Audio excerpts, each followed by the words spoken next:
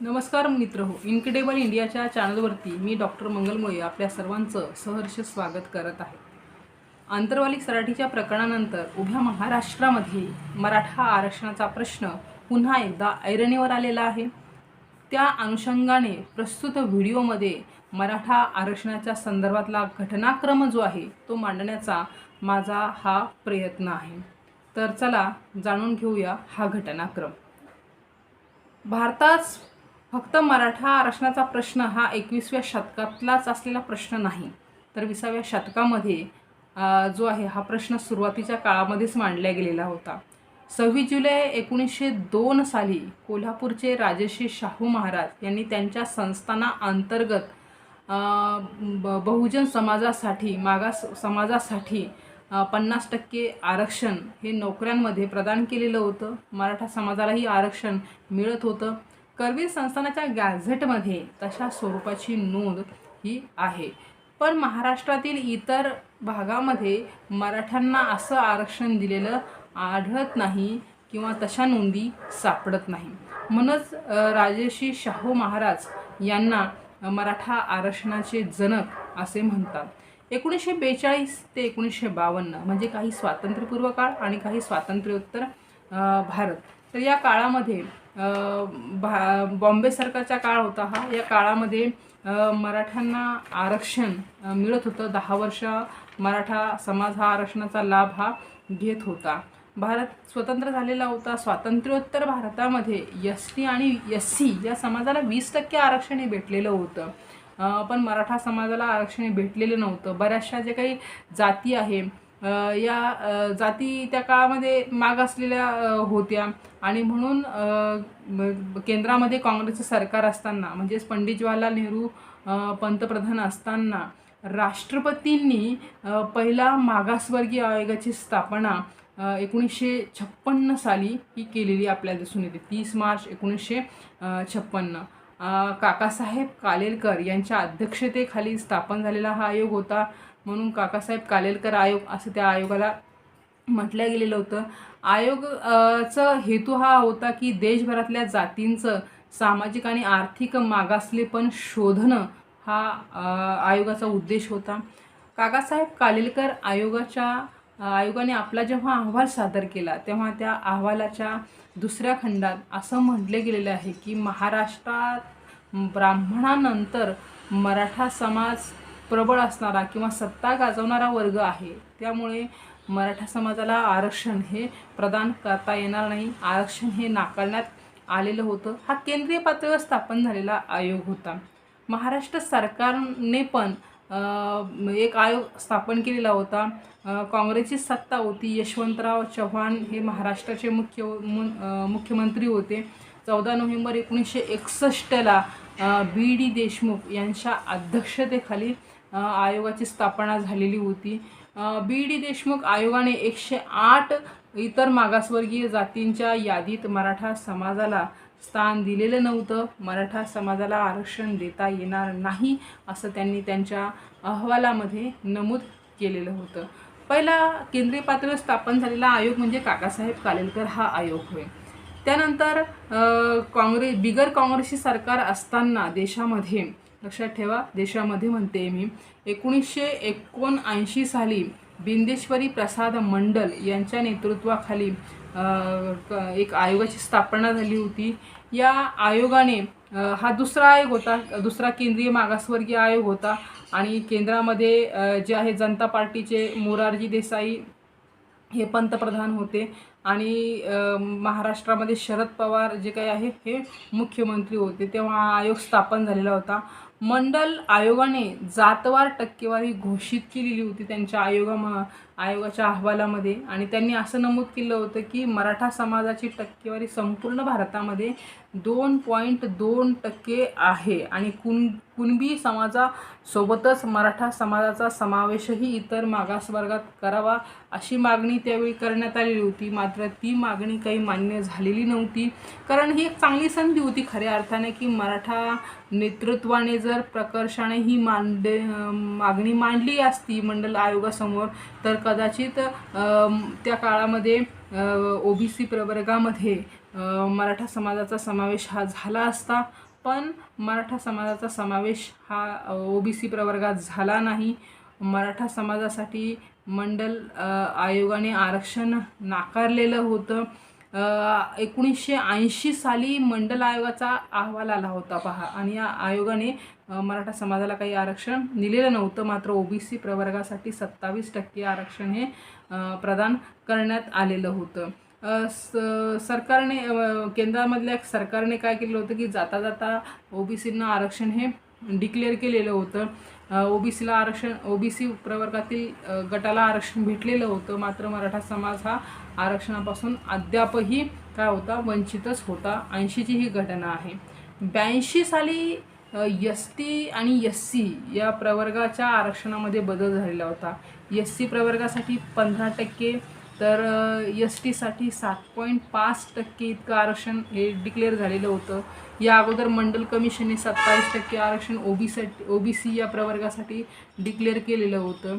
81ची घटना आहे. लक्षात घ्या की मंडल आयोगाच्या नंतरची, मंडल आयोग तर अगोदर स्थापन झालेला होता आणि त्या काळामध्येच मराठा आरक्षणाची मागणी पण पुढे यायला लागलेली होती. 81चे एक संघर्ष पुढे आलेला होता, तो म्हणजे अण्णासाहेब पाटील यांनी मराठा आरक्षणाच्या संदर्भातला केलेला संघर्ष. अण्णासाहेब पाटील हे एक माथाडी कामगार नेते होते. त्यांच्या असं निदर्शनास आलेलं होतं की भारतामध्ये, महाराष्ट्रामध्ये जे आहे मराठा समाजामध्ये काही मराठा समाज हा अत्यंत काय आहे, प्रगत आहे, तर काही वर्ग हा अत्यंत मागास आहे. आणि ही जी दरी आहे ही कमी होण्याऐवजी काय होते, सातत्याने वाढत चाललेली आहे. आणि ते अस्वस्थ झालेले होते या दरीतनं. आणि मग त्यांना असं वाटलं होतं की मराठा समाजाला आरक्षण भेटलं पाहिजे. त्यांनी हा प्रश्न अत्यंत स्वाभिमानाचा करून ठेवलेला होता. त्यासाठी संघर्ष करायला सुरुवात केली होती. त्यांनी अखिल भारतीय मराठा महासंघाची स्थापना केलेली होती मराठा आरक्षणासाठी. आणि मग मराठा आरक्षणासाठी मोर्चा पण त्यांनी काढायचं ठरलं. त्यांनी हा प्रश्न जो स्वाभिमानाचा करून ठेवला होता, त्यांनी एक शपथच घेतली होती की जर मराठ्यांना उद्या आरक्षण भेटलं नाही तर मी म्हणजे उद्याचा सूर्य जो आहे, आज आरक्षण भेटलं नाही तर मी उद्याचा सूर्य हा पाहणार नाही, अशी शपथ त्यांनी घेतलेली होती. या मोर्चासाठी महाराष्ट्रातील कानाकोपऱ्यातनं लोक आले होते. धडकी भरवणारा हा मोर्चा होता. आणि मग त्या मोर्चाचं गांभीर्य पाहून त्या काळातले जे काही मुख्यमंत्री होते महाराष्ट्राचे, बाबासाहेब भोसले यांनी काय केलेलं होतं की मराठा समाजाला आम्ही आरक्षण देऊ, लवकर निर्णय घेऊ असं जाहीर केलं होतं. पण त्या दिवशी काही मराठा आरक्षणाचा प्रश्न म्हणजे त्या निर्णय झालेला नव्हता. आणि अण्णासाहेब पाटील यांनी तर हा प्रश्न काय केला होता, स्वाभिमानाचा करून ठेवलेला होता. त्यामुळे काय झालं की मी उद्या समाजाला काय तोंड दाखवू, अशी एक भावना अण्णासाहेब पाटील यांची झाली. आणि म्हणून 23 मार्च 1982 साली त्यांनी डोक्यात गोळ्या झाडून जे काही आहे आत्महत्या केलेली होती. 2008 साली बापट कमिशन आलं होतं पहा. खरं पाहायला गेलं तर 2000 पासूनच मराठा आरक्षणाचा प्रश्न जो आहे हा वेग घेत होता किंवा तो तीव्र होत होता. आणि 2008 साली बापट कमिशन आलेलं होतं. हा महाराष्ट्र राज्याचा मागासवर्गीय आयोग होता. 25 जुलै 2007 रोजी न्यायमूर्ती बापट यांच्या अध्यक्षतेखाली आयोग स्थापन झालेला होता. त्यावेळी केंद्रात आणि राज्यात दोन्हीकडे काँग्रेसची सत्ता होती. मनमोहन सिंग हे पंतप्रधान होते आणि महाराष्ट्रामध्ये विलासराव देशमुख हे मुख्यमंत्री होते. विलासराव देशमुखांची पण एक आग्रही मागणी होती की मराठा समाजासाठी आरक्षण मिळावं. आरक्षणाची त्यांची जी आग्रही भूमिका होती, पण लक्षात घ्या की बापट आयोगाने जो काही अहवाल सादर केला, त्या अहवालामध्ये मराठा समाजाला OBC प्रवर्गात स्थान देणं शक्य नाही असं त्यांनी काय केलेलं होतं की तिथे नमूद केलेलं होतं. म्हणजे पुन्हा एकदा काय झालं होतं की 2007ला काही मराठ्यांना पुन्हा आरक्षण भेटलं नाही किंवा त्या आयोगाचा तसा काही निर्णय आलेला नव्हता. म्हणजे अगोदर देशमुख आयोग येऊन गेलेला होता, आता हा बापट आयोग पण येऊन गेलेला होता. पण सर्वच आयोगाने काय केलं होतं आतापर्यंत आलेल्या की मराठा समाजास मागास ठरवण्यास नकार दिलेला होता. ही जी काही मागणी आहे ही जी पुढे येत होती, तर या काळामध्ये विनायक मेटे जे आहे हे जे आहे यांनी काय केलेलं होतं की मराठा आरक्षणाची मागणी अधिक लावून धरलेली होती. आणि राष्ट्रवादीतनं जे काही भुजबळांचा एक चेहरा ओबीसी प्रवर्गातला पण पुढे येत होता. पण राष्ट्रवादीने विनायक मेटे यांना काय केलं होतं की जे प्राधान्य दिलेलं होतं. खत्री आयोग पण आलेला होता पहा, आणि खत्री आणि बापट आयोगाने जे आत्ता सांगितल्याप्रमाणे बापट आयोगाने आरक्षणाचा जे काही मराठा समाजाचं आरक्षण मिळणार नाही हे जाहीर केलेलं होतं. 2014 उजडलेलं होतं. तुम्हा सर्वांना माहीत आहे, आपल्या सर्वांना जाण आहे की देशभरामध्ये मोदी लाट आलेली होती आणि केंद्रामध्ये जे आहे मोदी सरकार आलेलं होतं. महाराष्ट्रामधलाही त्या लाटेचा जो आहे झटका बसू नये म्हणून काय झालेलं होतं की मराठा आरक्षणाच्या दिशेने हालचाली ह्या तिथं सुरू झालेल्या होत्या. मराठा समाजाला महाराष्ट्रात मराठा समाज हा 30% समाज आहे आणि तो संतप्त झालेला होता की त्यांनाही आरक्षण हे हवं होतं. आणि त्यावेळी जे आहे 14 साली पृथ्वीराज चव्हाण म्हणजे विलासराव देशमुखांच्या नंतरचे आहे पृथ्वीराज चव्हाण हे मुख्यमंत्री झालेले होते. पृथ्वीराज चव्हाण यांनी माजी मुख्यमंत्री नारायण राणे यांच्या नेतृत्वाखाली मराठा आरक्षणाच्यासाठी जो आहे मराठा अध्यक्ष असलेला पहिला आयोग जो आहे तो स्थापन केलेला होता. आत्ता सांगितल्याप्रमाणे नारायण राणे हे मुख्यमंत्री होते, अध्यक्ष होते आयोगाचे. मुख्यमंत्री पृथ्वीराज चव्हाण होते. राणे यांनी काय केलेलं होतं पहा की त्यांना एक माहीत होतं की तामिळनाडूमध्ये आरक्षण हे 50%च्या वर दिलेलं आहे. मग त्यांनी तामिळनाडूमधले जे काही वकील होते त्या वकिलांकडूनच प्रस्ताव तयार करून घेतलेला होता आरक्षणाचा. आणि त्यांच्या असं लक्षात आलेलं होतं की 50%च्या वर विशिष्ट वर्गाला आरक्षण द्यायचं असेल तर ते जातीच्या आधारावर नाही देता येणार. हे लक्षात घ्यायला हवं आपण सर्वांनी की जातीच्या आधारावर आरक्षण नाही भेटणार, तर त्या समाजाच्या शैक्षणिक, सामाजिक आणि आर्थिक पणावर ते देता येईल. आणि म्हणून त्यानुसार त्यांनी संविधानाचे जे काही कलम आहे 15 आणि 16 16 जे काही कलम आहे तुम्हाला सर्वांना माहीत असेल. समान संधीचं हे कलम आहे. आणि मग हे आरक्षण द्यायचं असेल पण अगोदर सिद्ध होणं, त्या कलमानुसार मागासलेपण अगोदर सिद्ध होणं गरजेचं आहे. आणि त्या दिशेने नारायण राणे समितीने काय केलेलं होतं की एक सर्वे महाराष्ट्रभर केलेला होता. महाराष्ट्रभर दौरे केले, सर्वे केला आणि एक डाटा मराठा समाजाचा त्यांनी कलेक्ट केलेला होता. आणि त्यात त्यांनी काय केलेलं होतं की मराठा समाज हा मागासलेला आहे हे सिद्ध करण्याचा प्रयत्न त्यांचा होता. नोकरी आणि शैक्षणिक संस्थांमध्ये मराठा समाजाला 16% आरक्षण देण्याची शिफारस राणे समितीने केलेली होती. 2014च्या निवडणुका तोंडावर होत्या.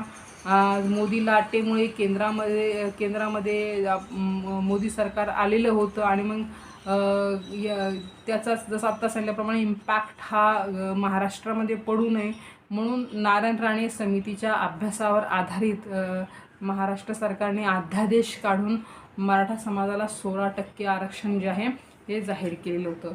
जसं हे आरक्षण जाहीर झालं तसंच काय झालं होतं की केतन तिरोडकर आणि त्यांच्यासह इतर काही माहिती कार्यकर्त्यांनी काय केलेलं होतं की या विरोधामधील याचिका मुंबई हायकोर्टामध्ये दाखल केलेली होती.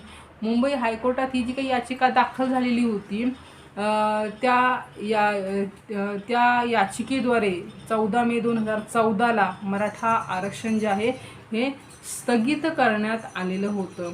मराठ्यांचं आरक्षण पुन्हा एकदा काय झालं होतं काढून टाकलेलं होतं.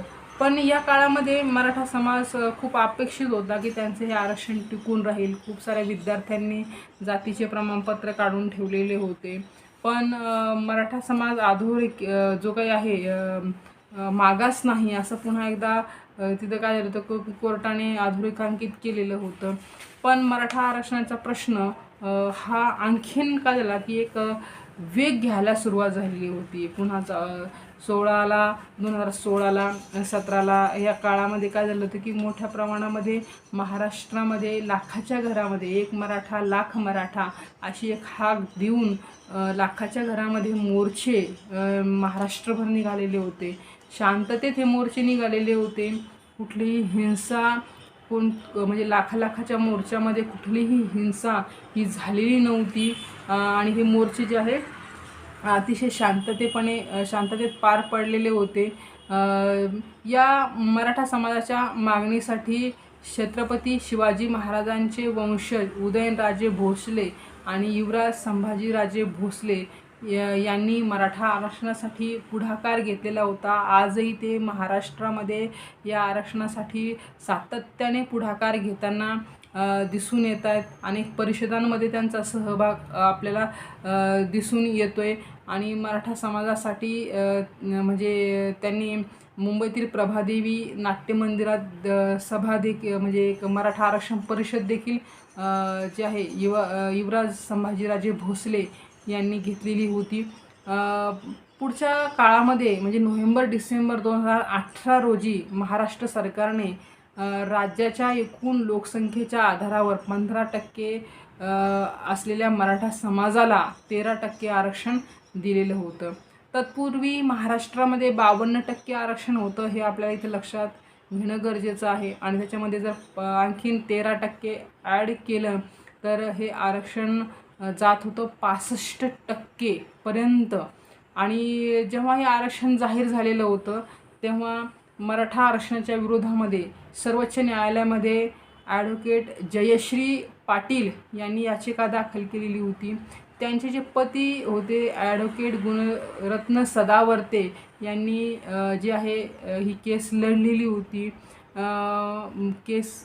या प्रकरणामध्ये मराठा समाजाकडनं जी काही आहे आरक्षणाची मागणी रेटून लावलेली होती आणि गुणरत्न सदावर्ते यांनी पण या आरक्षणाच्या विरोधामध्ये आपली बाजू जी प्रभावीपणे मांडलेली होती.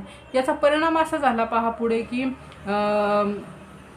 सुप्रीम कोर्टाने जे आहे 5 मे 2021 रोजी जे आहे की महाराष्ट्र सरकारचा जो काही निर्णय मराठा आरक्षणाचा हा निर्णय असंवैधानिक असल्याचं घोषित केलं. तो अवैध ठरवण्यात आलेला होता. 5 न्यायाधीशाच्या खंडपीठाने एकत्रितपणे अशा स्वरूपाचा जो निर्णय आहे हा निर्णय जाहीर केला होता की मराठा समाजासाठी आरक्षण हे काढून घेण्यात आले होतं, रद्द करण्यात आलेलं होतं. आणि मग हे पॉईंट मांडताना हा मुद्दा मांडताना त्यांनी म्हणजे कोर्टाने काही मुद्दे मांडलेले होते.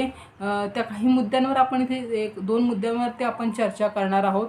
पैकी एक मुद्दा होता की मराठा समाजास आरक्षण मागास असल्याचं त्यांनी नाकारलेलं होतं कोर्टाने आणि मराठा समाजास आरक्षण लागू करणे गरजेचे नाही असं कोर्टाने तिथे मांडलेलं म्हणजे निर्णय दिलेला होता.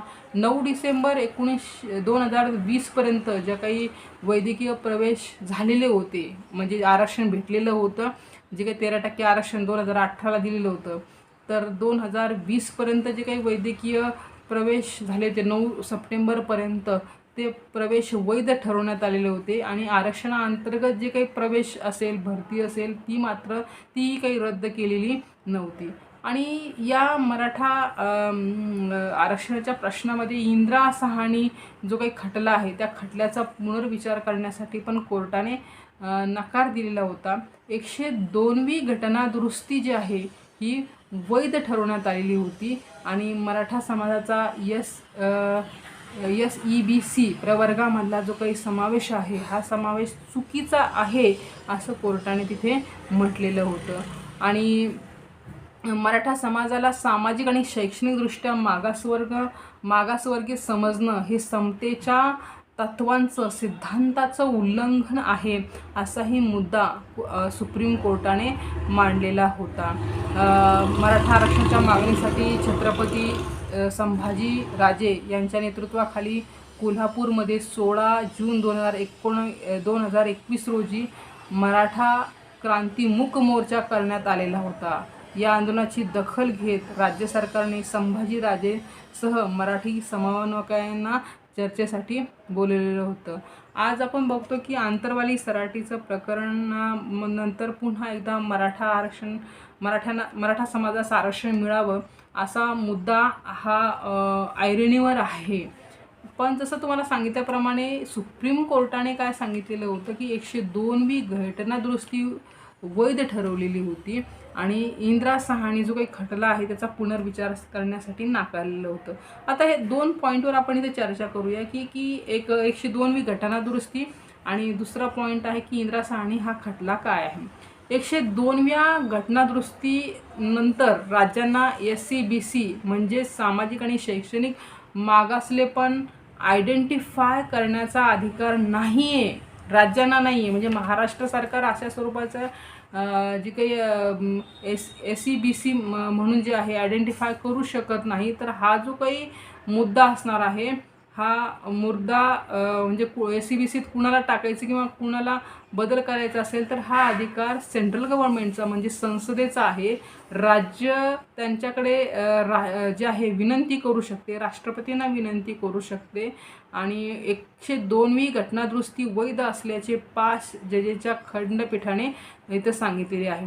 एक गोष्ट जी इथं महत्त्वाची आहे की एखाद्या जातीला आरक्षण देण्याचा संपूर्ण अधिकार राज्यांना आहे, पण SC-BCचा आरक्षण देण्याचा अधिकार मात्र राज्यांना नाही आहे. असा हा जो काही प्रकरण आहे 102वी घटना दुरुस्ती ही आपल्या इथे सांगता येईल. मग इंदिरा साहानी खटल्याचा पुनर्विचार करण्यासाठी कोर्टाने नकार दिलेला होता. जेव्हा आपण बघतो की 2018चं जे काही मराठा समाजासाठी 13% आरक्षण देण्यात आलेलं होतं ते जे काही प्रकरण आहे म्हणजे हे फेटाळलेलं होतं सुप्रीम कोर्टाने.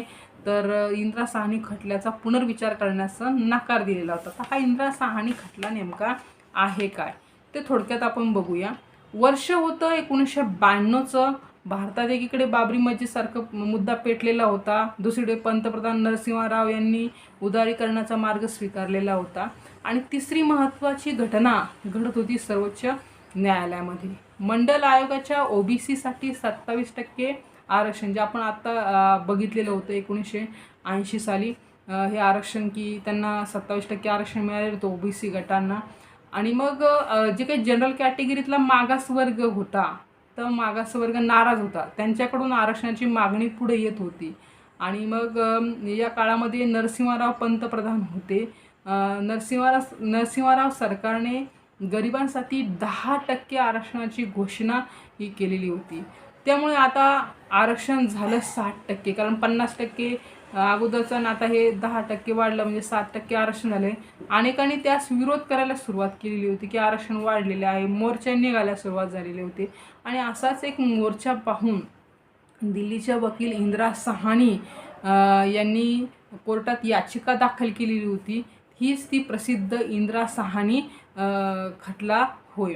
या खटल्यामध्ये 9 न्यायमूर्तीच्या खंडपीठाने 6 विरुद्ध 3 असा निकाल सर्वोच्च न्यायालयाने सांगितला. त्यामध्ये सर्वोच्च न्यायालयाने असं म्हटलं की आरक्षण एकूण प्रमाणात 50%च्या वर जाऊ नये आणि सामाजिक आणि शैक्षणिक आधारावरच आरक्षण मिळू शकतं. लक्षात घ्या, सामाजिक आणि शैक्षणिक आधारावरच आरक्षण मिळू शकतं आणि केवळ गरीब आहे म्हणून आरक्षण देता येणार नाही. त्यामुळे जनरल कॅटेगरीच्या लोकांना जे काही 10% आरक्षण नरसिंहराव सरकारने दिलं होतं ते आरक्षण सुप्रीम कोर्टाने काय केलं की रद्द ठरवलं.